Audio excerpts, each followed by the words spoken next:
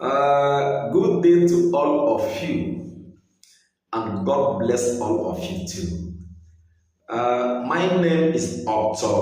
Alex British Chinedu Ekwesi Tasie. I am a native of Ishoku Ancient Kingdom in Ikwerre land, which is in River State of Nigeria, West Africa.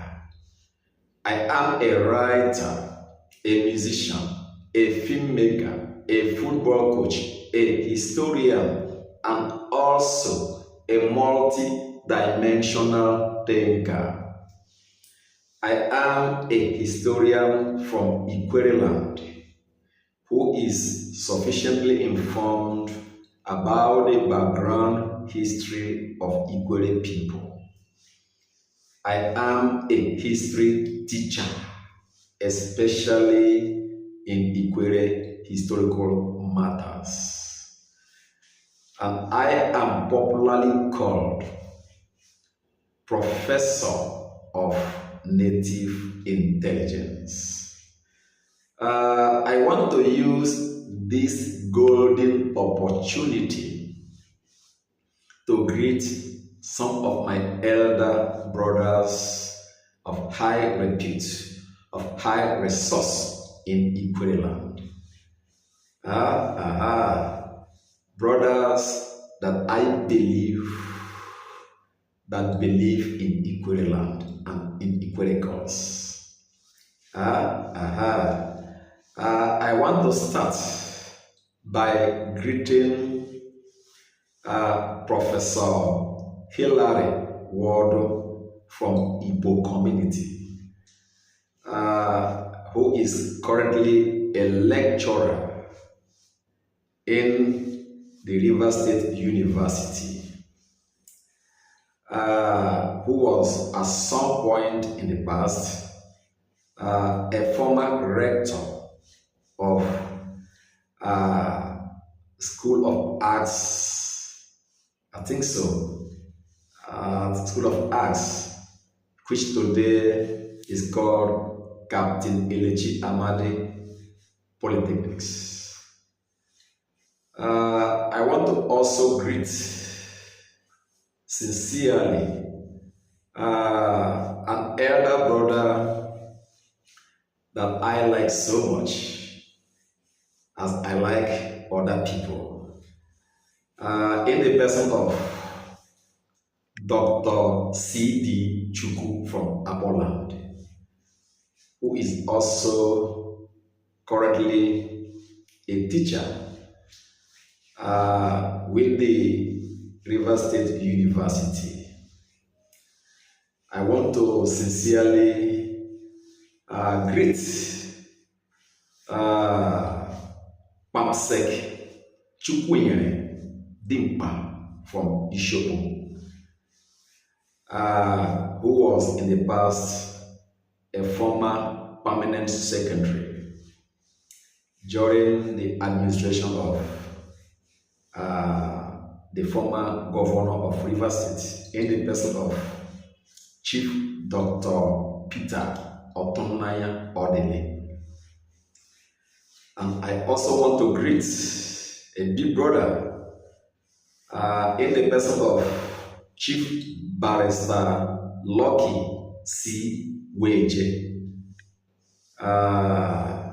who was in the past a former president of Ikwerre Development Association, IDA, and also a former local government chairman of Ikwerre local government area.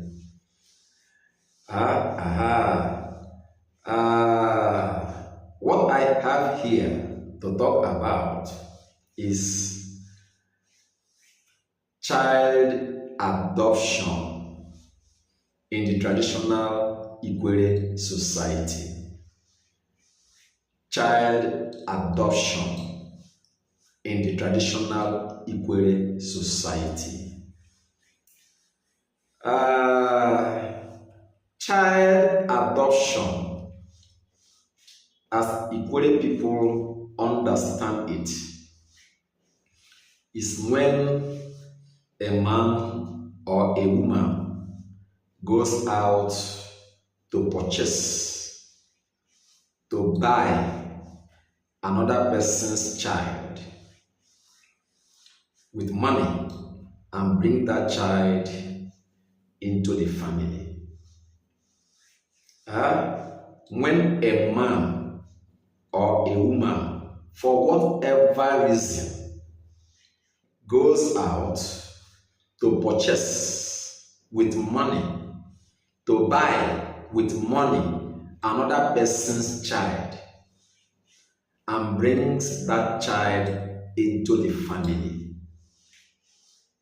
That is the understanding of what child adoption means to Ikwerre people.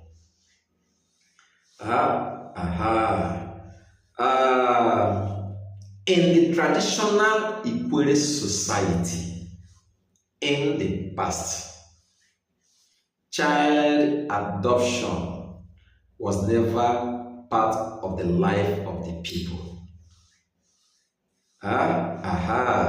What we know today as child adoption was never a practice of the people of Ikwerre land in the past. Child adoption came with Western belief and practice. It is a way of the white people and not the Ikwerre indigenous people in the past. The white people have reasons why they adopt someone's child or children. Some people's children, they have their reasons. Some of them, as research has shown, do not want to have children to bother them because of the kinds of work that they do. And so they prefer to stay like that. Some also see conception, childbearing, as problematic. And so they prefer not to have children of their own. Instead, would like to have a child or children brought into the family through adoption. That was never part of the traditional life of the indigenous Ikwerre people in the past.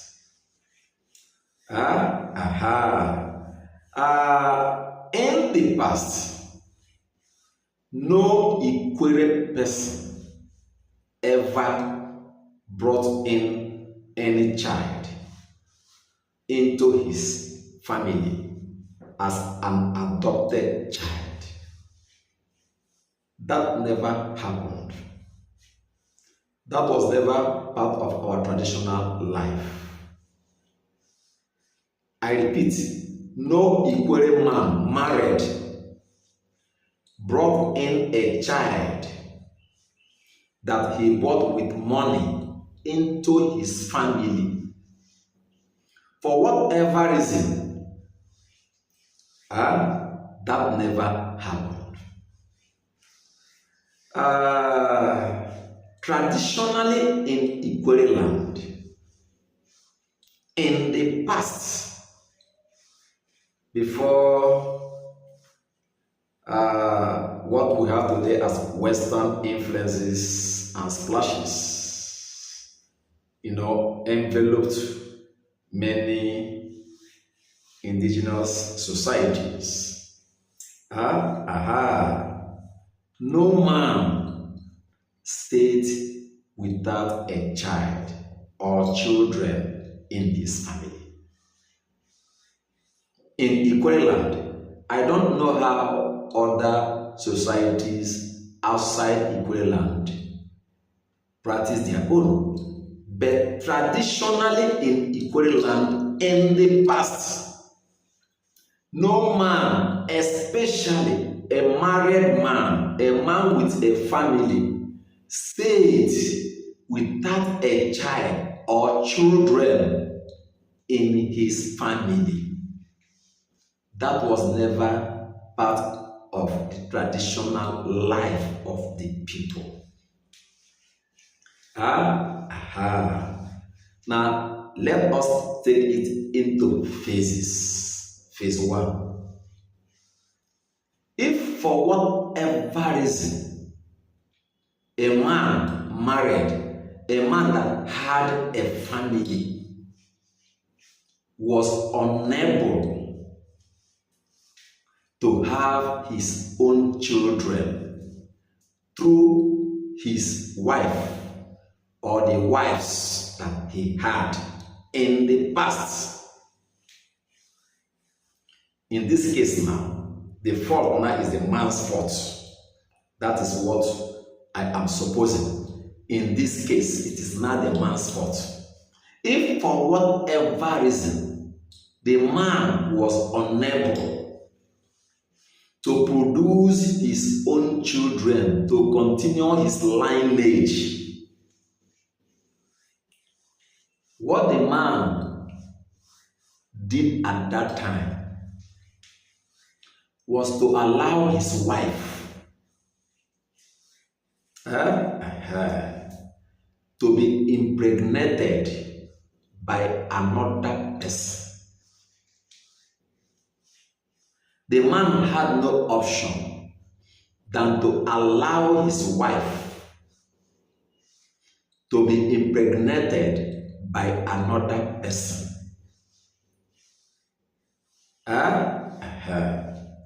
The person that would impregnate his wife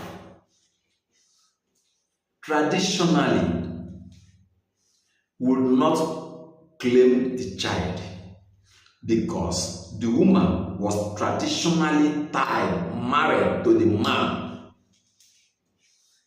was officially married to the man, and so the woman was allowed to go outside and become impregnated by another man. The child that would be delivered, that would be born by that woman, of course, was the child of the man. Because in Ikwerre land, there is what is commonly called Nyenwe Aku. He that has the wealth, as the woman at that time was known, and even today it is the same, would also have the child. Nyenwe Aku. That child that was born, that was conceived by the man's wife, although, impregnated by an outsider, of course became the man's child. The child was officially and traditionally recognized as a child of the woman's original lawful husband. But to go out there, take money, buy someone's child and bring, which we call adoption, was never part of the traditional life. Someone may say, what is now the difference? The difference that is obvious here is that money was not involved. Buying someone's child with money was not part of it. But the wife of the man was allowed to go out to be impregnated by another person. And you see, as it happened in those days, it was always covered. It was always done in the secret. It was not an open affair where the woman would have to flirt with every man in the village, in the community, to inform the people that her husband, was barren, infertile, and all that. So it was done in the secret. The man would behave as if he did not know, but it would be an agreement between the man and his wife that, see, since I cannot impregnate you, and for my lineage to continue, please go outside. I will remove my eyes and face as if I am not aware. Even when people come to the man to gossip or gab, it's like, I saw your wife so place or so place. The man would not take any serious action because it was an agreement with his wife. So it will not be a discussion in the public domain or purview where the man's inefficiency would be discussed outside, would be known by the outside people. No. So people would generally agree that the man impregnated his wife. In the distant time in Ikwerre land, it was arranged in the way that the man would bring in one of his trusted brothers or friends, secretly implore him to do the work for him. That was the practice in the past. But for a man to go out there, begin to look for someone's child to buy with money and bring into his family was not there. That was the case of the man who was unable to have a child or children of his own to come through his blood, through his veins. But in the case where the man was virile, the man was fit to impregnate his wife. But the wife, in this case, was now unable to conceive. This is phase 2. And make dearly. I am a traditional teacher. This topic is on demand. Somebody requested that I should treat it if I know of it. In the case where the woman now was the problem and not the man, what happened was that the man would go out there to marry another wife. In the case where the man was fit, capable to impregnate his wife, but the wife in this case was unable, was the one now barren, to be impregnated, the man would not chase her away. No. The man would retain her, would keep her, and would go out there to marry another wife. The second wife, this time around, would conceive and give the man children to continue his lineage. Aha. You are getting me very, very well. Yes. In the case where the man is capable, very, very fit to do the work, but the fault now is from his wife. For whatsoever reason, the woman was unable to conceive, to be impregnated. The man would leave her and would go outside to marry another woman, to bring another woman into his family, to continue the lineage of his family. If the second woman also behaved like the first woman, the man would go on to marry more wives until one of them would give him a child or children to continue his lineage.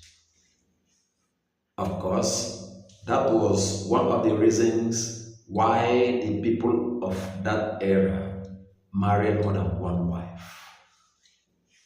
No man died without having a child in his family. But quite and very unfortunately, as it is common today, so many men are now dying without anyone to call a child or people to call children. Because of what? The Western influence and splash that,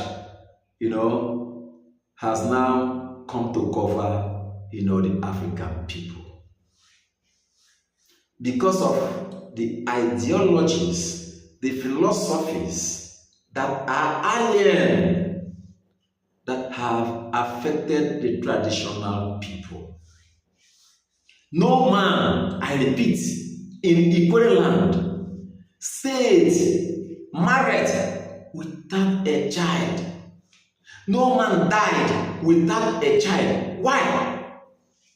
If your wife is unable to give you children, you marry another woman. That was the practice of the traditional Ikwerre people. So child adoption was never part of the traditional life of the people of Ikwerre land. Nobody adopted anybody's child. Nobody purchased anybody's child and brought into the family. That never happened. If it was the fault of the man, as it was done in those days, the man would secretly allow another man or other men to come and do the work for him. If it was the fault of the woman, the man would bring in another woman to help and continue his lineage. There are some stories, as I have narrated them, where women adopted children and brought the children into their husbands' families. That was never a practice of the traditional Ikwerre people. No woman married in Ikwerre land had the power to adopt a child in her husband's house, whether late or alive. No woman, at that time, purchased another person's child and brought that child into her husband's family. That child brought into that family stands for who? Because in every family, the man is always the head. The man is the owner. So if the man himself refused, or for whatever reason never adopted any child into his family, why should a woman brought into that family from another place do that? So it was never a traditional practice of the people of Ikwerre for a woman to adopt a child and bring into her husband's house and make her dear. In 2 occasions, I was called upon to witness some matters concerning this issue, and I gave my opinion. In fact, my opinion helped to frame and fashion the judgment or the judgments that were delivered. No woman was allowed traditionally to go and adopt a child into her husband's family because her husband was dead, or when the woman was even alive, to continue which person's family, because a woman married into any family does not continue the lineage of the man. The lineage of the man must be continued through the man, through his veins, through him, not the woman. So it was a wrong practice in some senses for a woman to go and buy a child and bring into her father's house to continue which lineage. That was never our practice. It was not also tolerated in the past. In fact, the traditional people would not allow that to stand. It is not our way of life. So adoption was never part of our traditional life. No child was bought with money and brought into the family of any Ikwerre man. Today, our culture is being eroded by influences, that come from outside Ikwerre land.